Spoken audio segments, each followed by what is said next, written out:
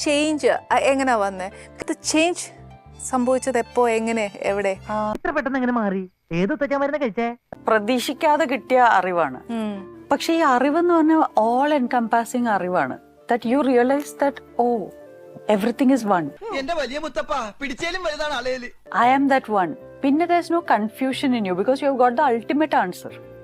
വല്ല കോപ്പ് മനസ്സിലായോ? Hallucinogens എന്ന് പറയുന്ന ഒരു group of chemicals which can go into the brain and they have a mind expanding effect. അത് ഏത് കടലിൽ കിട്ടാ? നമ്മൾ എന്താണോ ആഗ്രഹിക്കുന്നത് ആ ആഗ്രഹങ്ങള് എവിടെന്നാ വരുന്നതെന്ന് ആലോചിക്കാം.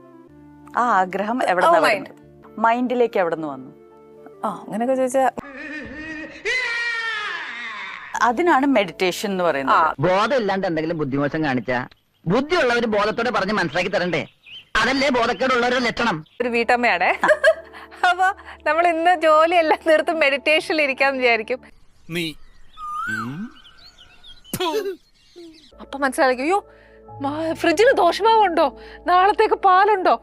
ഇത്ര ബുദ്ധിയില്ലാത്തൊരു മനുഷ്യൻ എങ്ങനെ പഠിപ്പിച്ചെടുക്കാനാ?